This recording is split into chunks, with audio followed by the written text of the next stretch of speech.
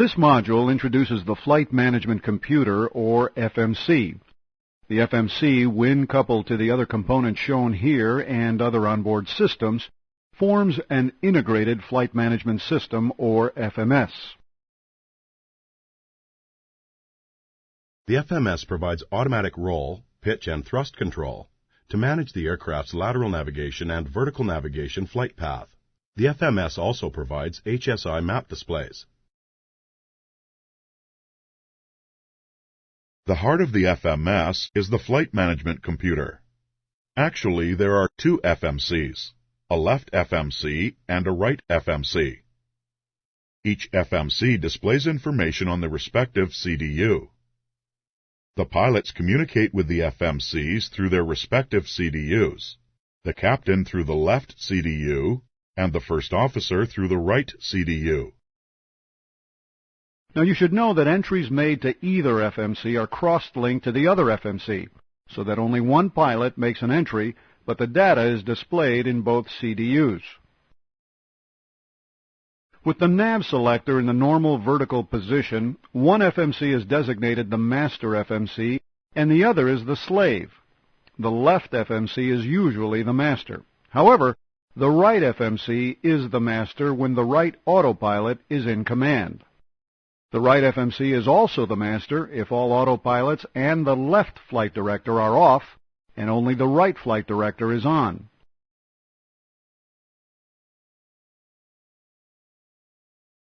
The FMCs compare data on a regular basis. In the case of a discrepancy, one CDU displays resyncing other FMC, while the other CDU displays FMC fail, or the CDU display is frozen. The resynchronization process may be indicated by various flight deck indications and messages. See above. In the event of a malfunctioning FMC, the remaining operative FMC can be connected to both pilot CDUs with the nav selector on the instrument source selector panel.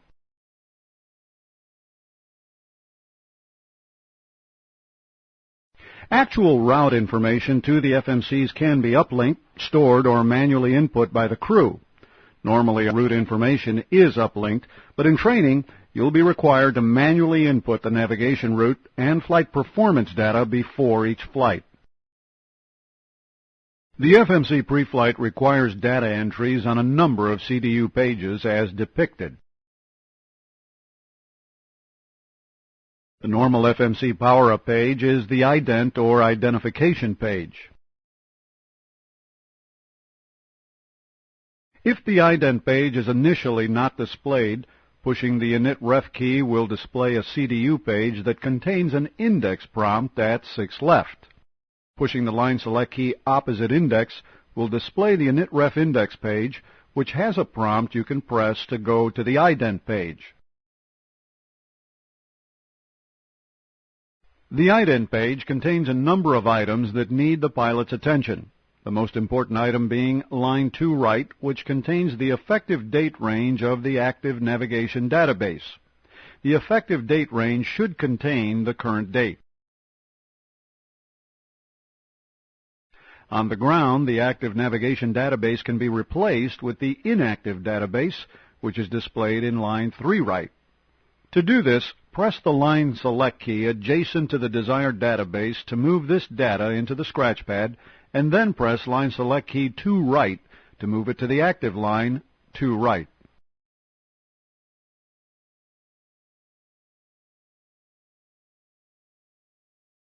The prompt by line select key 6 right is pressed to direct you to the minimum required pages for pre-flight completion. Selecting the prompted page displays the next page in the flow sequence. Note, there is an alert at the end of the setup to notify you if any pages were not completed. If a required entry is missed, a prompt on the takeoff reference page opposite 6 right leads the flight crew to the page with the missing data. FMC preflight beyond the Route 1 page requires that at least one inertial reference unit is in the navigation mode and that its align light is out. Therefore, you need to supply the IRUs with the aircraft's present position before you continue with the FMS loading process. The aircraft's present position can be entered into the IRUs through the IRS panel, but this requires many keystrokes. Therefore, using the CDU to set the present position is the preferred method. So, display the POSINIT or Position Initialization page by pressing the POSINIT prompt at 6 right.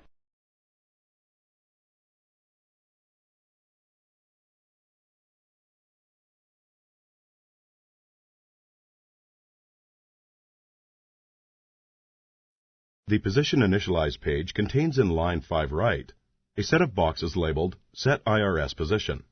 You must enter the aircraft's present latitude-longitude here. This data is used by the IRS to align the IRUs. Notice that line 1 right shows the last FMC calculated position at IRU shutdown. It may or may not be accurate with our current position, especially. We'll enter the airport identifier, in our case Houston, to display the airport's reference point in lat long.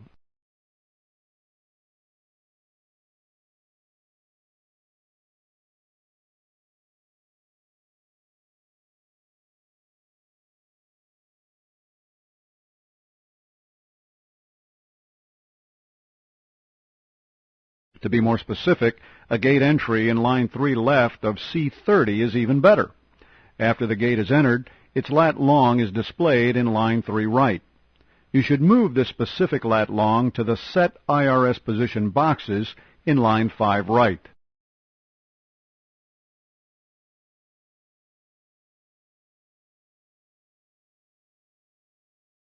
Note, some aircraft are equipped with a GPS. The sensed GPS position of your aircraft appears in line 4 and is the most precise position information available. On these aircraft, enter the GPS position to the Set IRS Position boxes instead of the gate lat long. The route prompt at 6 right designates the next page that requires our. We'll now begin to enter the route that defines the FMC lateral navigation track. Entries included on this page are the origin airport and the destination airport in line 1. In our case, Houston and Dallas, respectively.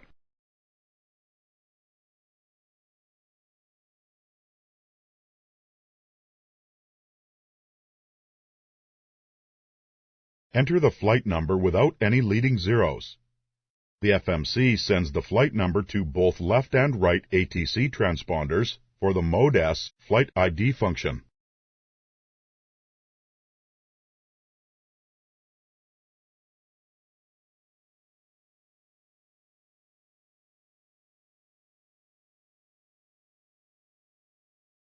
Line 3 right accepts the company route identifier. If your company provides stored routes in the FMS, you can access them by entry on this line.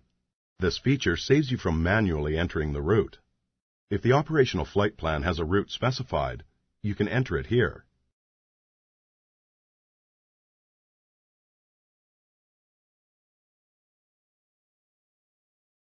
This information is uplinked to the aircraft via a data link request by pushing 3 left. You will uplink both the route and performance data in this fashion, but for training purposes, we're going to enter the route manually. We're now done with this page, so go to page 2 of the Route 1 page to begin our entry of the actual route information. According to the pre-departure clearance, the flight plan routing calls for Houston GIFA 7, GIFA Cedar Creek 8, Dallas. So, let's start by selecting our departure information. Once the route is entered, the route is activated and executed.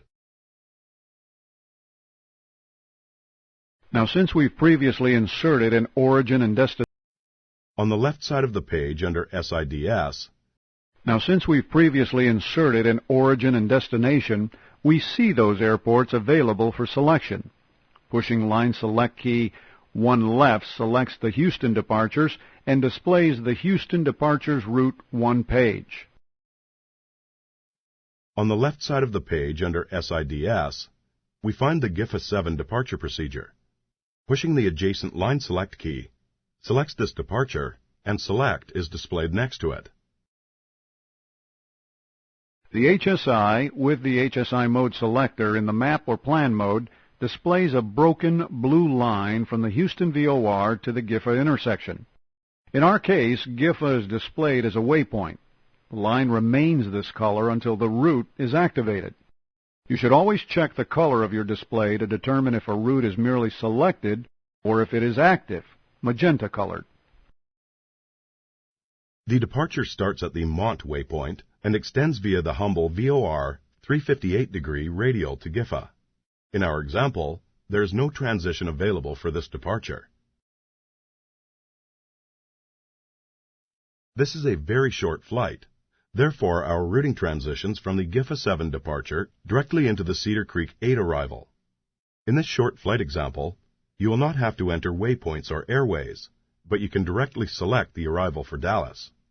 Thus, press the Departure Arrival key to reselect the Departure Arrival Index page, and then select the Dallas arrivals by pressing Line Select key to right. On the left side of the Dallas Arrivals page under Stars, you can see all the arrivals into Dallas. Pushing the Line Select key for Cedar Creek 8 selects the Cedar Creek 8 arrival and puts the Select prompt next to it.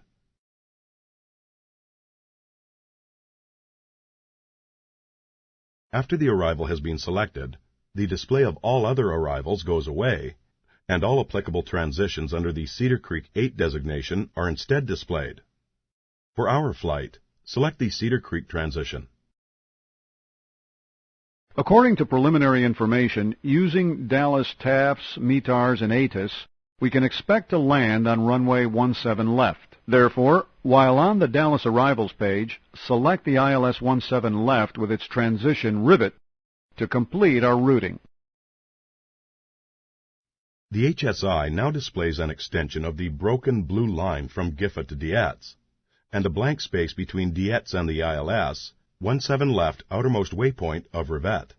The HSI display may actually become somewhat cluttered, especially at the greatest range selection. Because of the clutter, let's look at the route page instead. Page 2 of the route page contains the following information.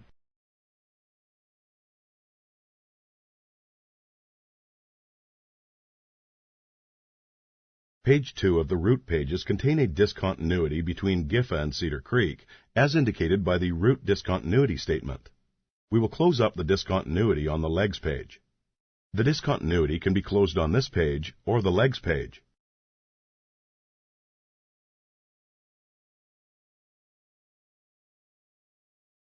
Page 2 of the route pages contain a discontinuity between GIFA and Cedar Creek, as indicated by the route discontinuity statement. We will close up the discontinuity on the legs page. The discontinuity can be closed on this page or the legs page.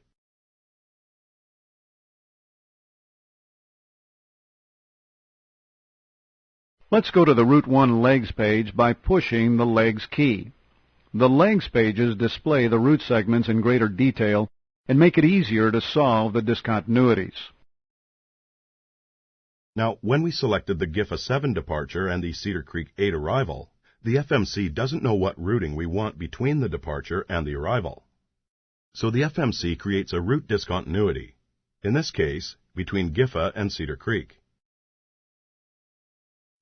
To remove the discontinuity, we will move Cedar Creek from line 5 into the boxes displayed above Cedar Creek at line 4. Cedar Creek connects with GIFA, and a discontinuity is removed. The rest of the route is not affected.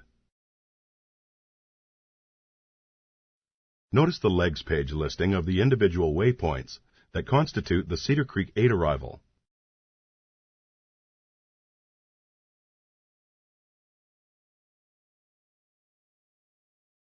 The second discontinuity occurs after Dietz. We could eliminate this one by connecting Dietz with Rivet.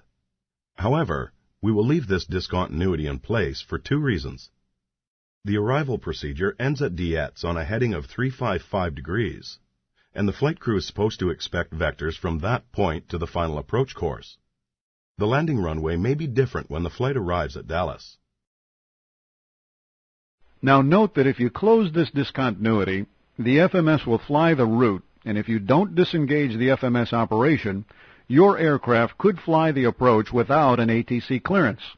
Therefore, we normally do not close the discontinuity that naturally occurs before the approach. Notice the details of the ILS-17 left waypoints and related altitudes, especially the missed approach procedure. It shows an initial climb on the outbound track of 176 degrees to 1,020 feet before a left turn heading 100 degrees to intercept the TTT 125 degree radial to TAC. If the LNAV mode is engaged during the go-around, the airplane will follow this track as shown. Let's continue. We've confirmed the legs by looking at the course from leg to leg, and the route looks good. So let's activate and execute our work. Return to the route page via the route key. Activating the route is a two-step process. Push the line select key opposite Activate. This action illuminates the Execute key. Press the Execute key to execute. After activating and executing, the color of the HSI track display changes from cyan to magenta. Now we have an active route that can be used by the FMS for lateral navigation.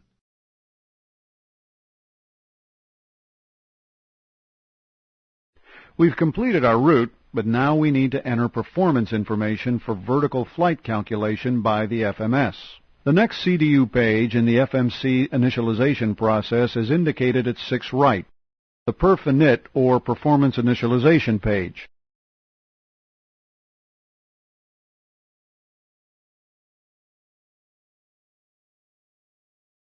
The first officer will read the zero fuel weight from the weight and balance. The captain will enter zero fuel weight, and then read the FMC generated weight. The first officer compares the gross weight with the weight and balance.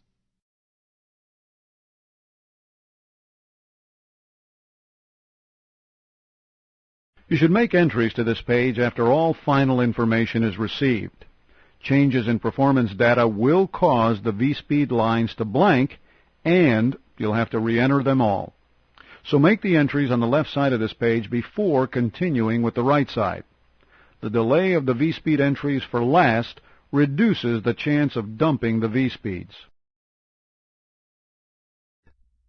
Therefore, enter the takeoff flap setting in 1 left, the assumed temperature in 2 left, the center of gravity in 3 left, verifying stabilizer trim in ANUs.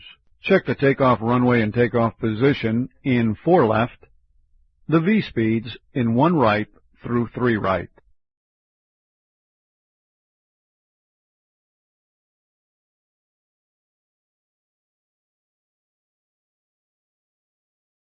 Check 6 right, the pre-flight status line to indicate complete.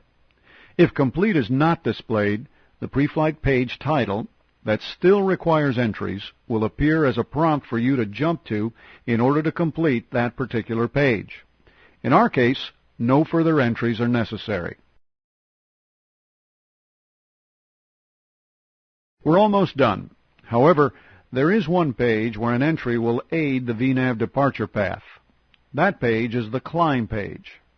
Pushing the VNAV key displays the climb page, shown here as active 250 knot climb. Line 4 left of this page permits an entry of a speed limit below an altitude of less than the cruise altitude.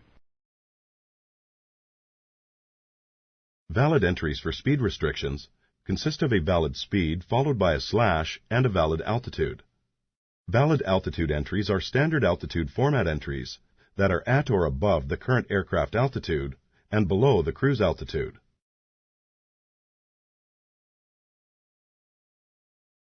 An important feature of the FMC is the ability to enter forecasted wind and temperature data at selected waypoints and altitudes to improve the accuracy of FMC performance predictions.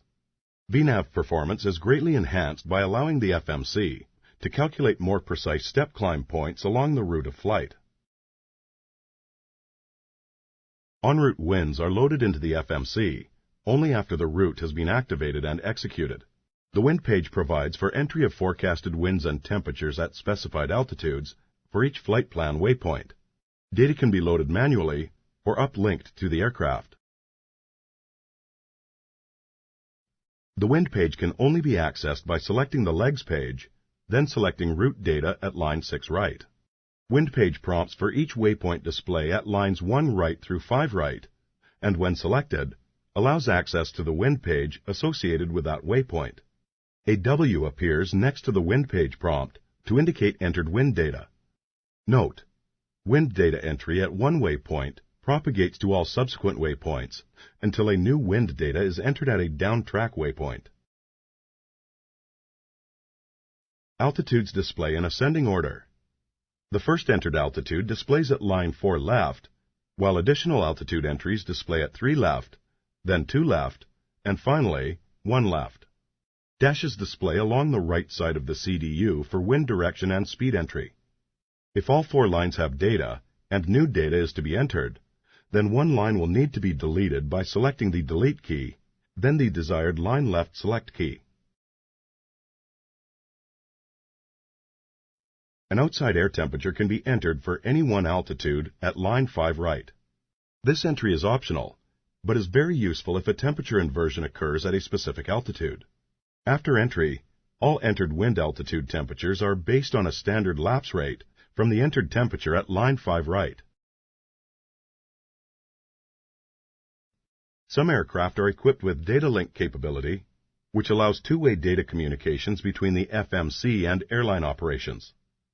A downlink communication is a data transfer from the FMC to the airline operation, while an uplink communication is a data transfer from the airline operation to the FMC. The route of flight, waypoint winds, and descent winds can be uplinked directly to the FMC. The route of flight can be uplinked to the aircraft after a CARS has been initialized. Selecting the route key, then selecting Send at line 3 left, sends a route request to the airline operations. Request displays above Send to alert the flight crew that the data link status is ready and can be used normally. If data link, no communication, voice or fail displays at 3 left, then the system is not ready for use. When the route uplink is sent to the FMC, a chime sounds and the ICAS communication message FMC displays to alert the pilot that an uplink message is pending. The FMC scratchpad message, Route Uplink 1 available, appears, and 2 prompts appear. Load at line 4 left and Purge at line 4 right. Selecting Load loads the uplinked flight plan route, while Purge rejects the uplinked flight plan route prior to selecting Load. After the uplinked flight plan is loaded, the pilot compares the uplinked route to the flight plan route on the route page. After verification and modifications are made, the pilot selects Activate, then Execute.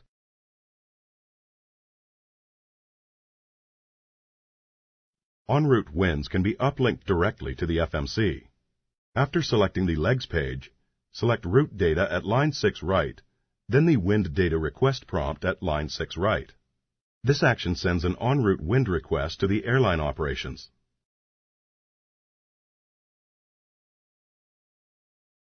The same alert that occurs for the route uplinks also occurs for the en route winds that are sent to the FMC. The FMC scratchpad message, Wind Data Uplink Ready, and the load prompt displays on the route data page at line 6 right. Loading the winds changes the page title to Modified Route Data, and an erase prompt displays at line 6 left. Uplinked winds must be executed.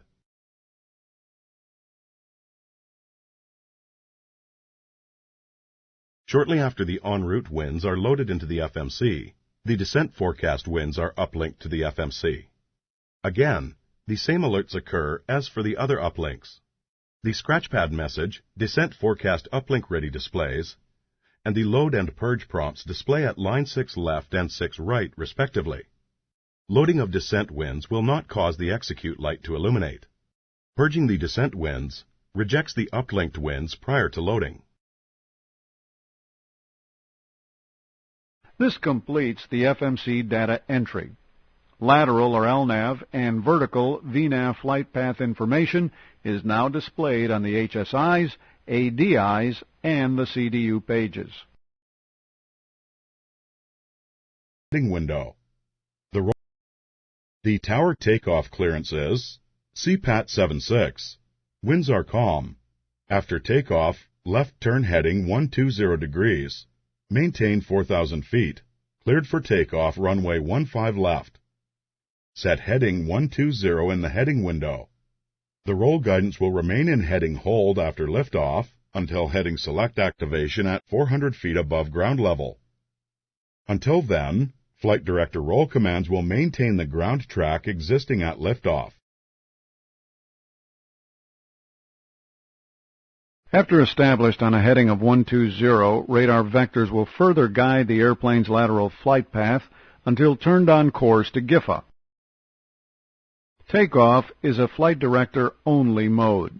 The Flight Directors display pitch and roll commands for climb out, while the auto throttle maintains takeoff thrust. At the start of takeoff, upon pressing the thrust button to engage the auto throttle, the FMA enunciations change from blank, takeoff, takeoff, Flight Director to N1, takeoff, takeoff, Flight Director, and at 80 knots during the takeoff roll to throttle hold, takeoff, takeoff, Flight Director. At 400 feet AGL, heading select is engaged to guide our turn to the departure heading of 120 degrees, using the Flight Director roll command bar. Note the FMA display. At thrust reduction height, command VNAV and verify climb thrust and VNAV FMA. The FMS will automatically maintain the speed and the altitude set on 4 left of the climb page. VNAV is the preferred selection at thrust reduction height. However, because the initial level-off altitude is low and the heading is away from the destination, flight level change may be the better choice. Selection of either VNAV or flight level change will cancel throttle hold and will adjust the throttles to maintain climb thrust. Selection of flight level change cancels throttle hold and automatically adjusts the throttles to maintain climb thrust. Adjusting the airspeed bugs to clean maneuvering speed sends a pitch command to the AFDS to cause the Flight Director pitch bar to decrease. Following the Flight Director pitch command enables the airplane to accelerate to clean maneuvering speed. The flaps will be retracted on schedule. Selection of flight level change requires that the airspeed bugs be adjusted to clean maneuvering speed to command the airplane to accelerate, whereas selection of VNAV will automatically increase the bug setting incrementally as a function of flap retraction. Concurrently, with the Set Clean Maneuvering command, or shortly thereafter, an autopilot is engaged. The autopilot command mode engages in the existing Flight Director mode. After the flaps have been retracted, and at an altitude of 3,000 feet above the airport, the airspeed may be increased to 250 knots. The autopilot decreases the airplane's pitch attitude to accelerate to 250 knots, then maintains that speed. Okay, in our example, we're in flight level change until the airplane approaches its initial level-off altitude. The FMA pitch window will switch from speed to altitude capture and then to altitude hold at the level-off altitude. Also, at altitude capture, the autothrottle window changes to speed, and then the selected speed will now be maintained by the autothrottle. On switching to departure, departure requests CPAT 76, turn left, heading 090. The heading selector functions as a turn knob. The airplane will turn in the direction the heading selector knob is rotated, and the heading marker, the magenta-colored rectangular box, moves as well. The marker always moves, even if it moves around past the tail of the airplane.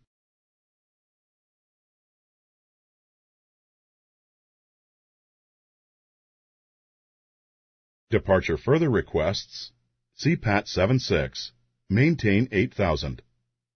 Using flight level change or VNAV to get the aircraft to climb to 8,000 feet, first, a higher altitude has to be set in the altitude window, and then an AFDS pitch change has to be made.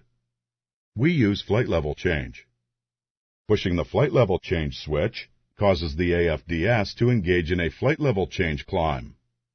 Verify that the FMA indicates flight level change in the autothrottle window and speed in the pitch window.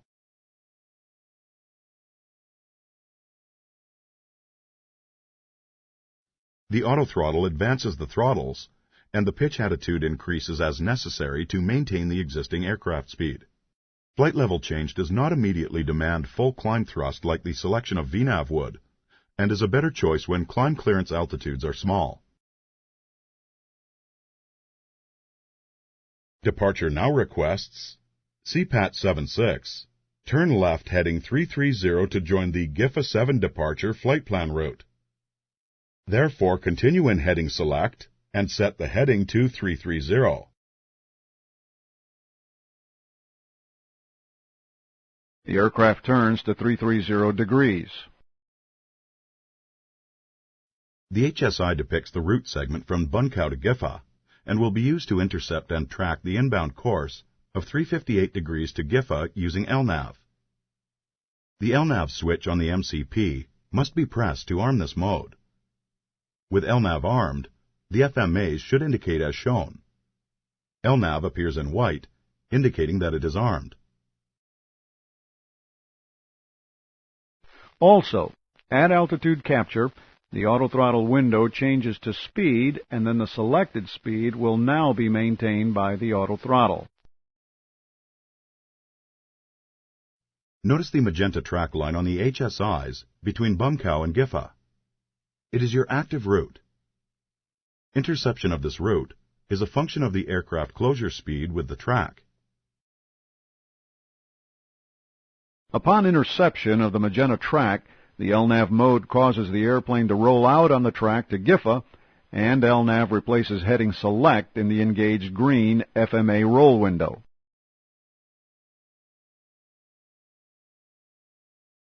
Departure continues with CPAT 76. Maintain 15,000. We must have a higher altitude set than our current altitude for VNAV to engage. Set 15,000 in the altitude window, and this time select VNAV to reinstitute the climb. The FMS engages in VNAV speed with the FMA enunciating as shown.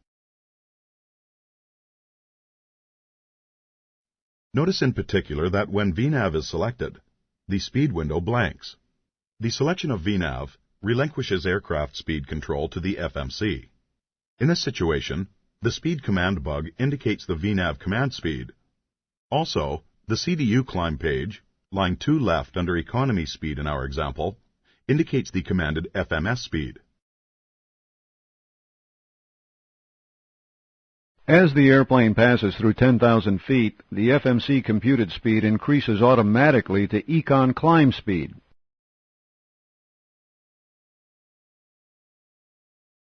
In VNAV climb, the FMS climbs similar to the flight level change mode using thrust and pitch, except that the thrust may vary anywhere between maximum and idle to maintain the FMC computed speed.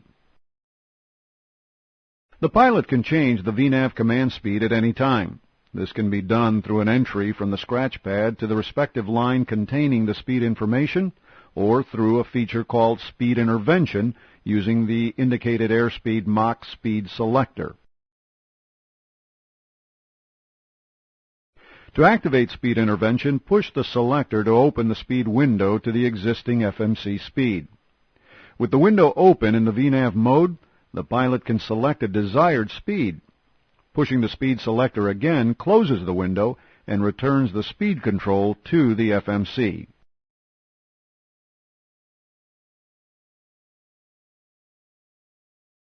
Note: if you forget that Speed Intervention is active, there is no alert to the fact that FMC speeds are overridden by your Speed Intervention speed.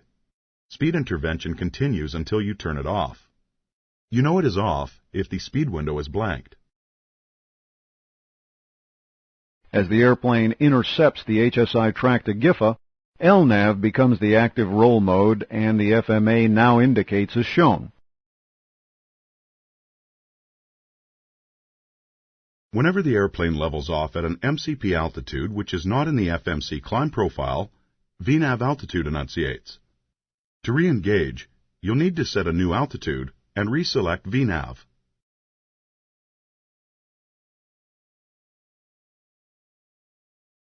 ATC has cleared the aircraft to climb to its cruise altitude of flight level 240. Set 24,000 in the altitude window, then select the VNAV switch to resume the climb to the cruise altitude.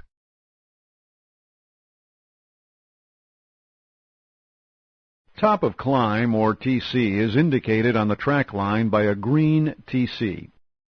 The aircraft automatically levels at the FMC cruise altitude of 24,000 feet, and the CDU climb page switches automatically to the Econ cruise page.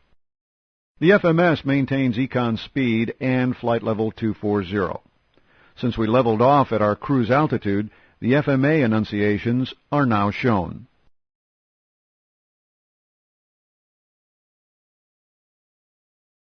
Dallas ATIS indicates the landing runways are 17 left and 18 right.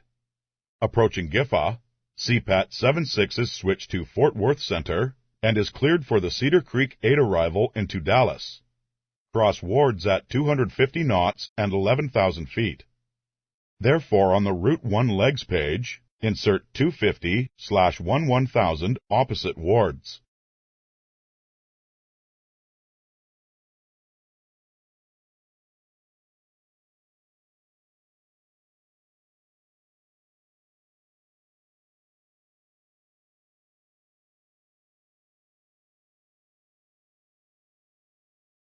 With this change entered on the CDU and verified by the other pilot, push the illuminated Execute key to execute this change.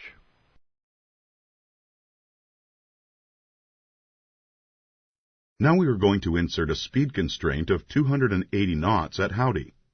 Note the legs page will not accept speed changes without an altitude. We don't know what altitude to use when crossing Howdy. Since we crossed Cedar Creek at flight level 220 and we are descending, we'll enter the altitude as 220B for crossing Howdy at or below flight level 220. So enter 280/220. Passing GIFA, the LNAV mode turns to maintain the track to Cedar Creek. A top of descent point is indicated on the HSI route to Cedar Creek, or CQY. Top of descent marks the point at which the descent into Dallas should begin, and still maintain a 3-to-1 descent ratio to Wards, which has to be crossed at 11,000 feet when landing south. Fort Worth Center now clears CPAT 76 to descend, at pilot's discretion, to flight level 210, and to contact regional approach for lower. Therefore, set 21,000 in the MCP altitude window, and allow the FMS to descend the aircraft upon crossing the top of descent point. Contact regional approach. As the aircraft crosses the top of descent designator, the throttles gradually retard to idle, and the airplane starts down according to the parameters indicated on the Econ descent page. The FMA indicates now speed, VNAV path, LNAV, and command.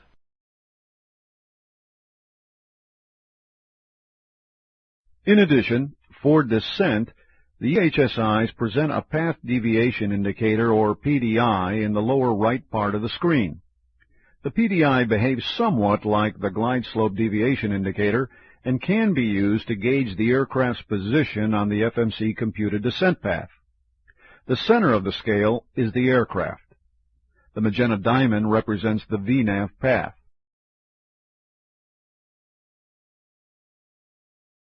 Regional approach clears CPAT 76 to continue its descent via the Cedar Creek 8 arrival and to cross Dietz at 220 knots and 11,000 feet while complying with the altitude and speed restriction at Wards of 250 knots and 11,000 feet. Set 11,000 in the MCP altitude window, and this is important, insert 11,000 on the legs page at Dietz.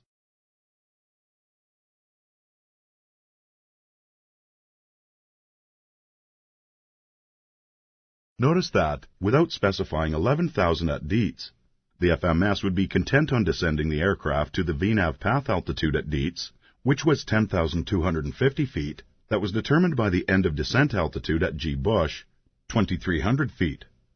So this FMS entry causes the FMS to recompute for our desired altitude of 11,000 at Dietz. Now let the FMS take the aircraft down to 11,000 feet while slowing to 250 knots over Wards and 220 knots over Dietz.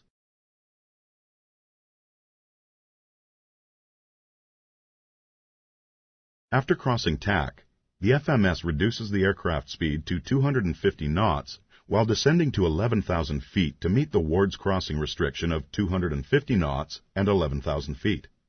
Immediately after passing Wards, the FMS reduces the aircraft speed to 220 knots while maintaining 11,000 feet to meet the crossing restriction of 220 knots and 11,000 feet over Dietz. Dietz is ahead, but the 355-degree heading track as indicated on the arrival does not appear on the legs page nor on the HSI. However, you can expect regional approach to request a course change to a heading of 355 after crossing Dietz. Additional vectors and altitude changes would follow until the aircraft is cleared to intercept the ILS. Normally, we would continue in heading select and altitude hold from this point on and follow arrival's instructions.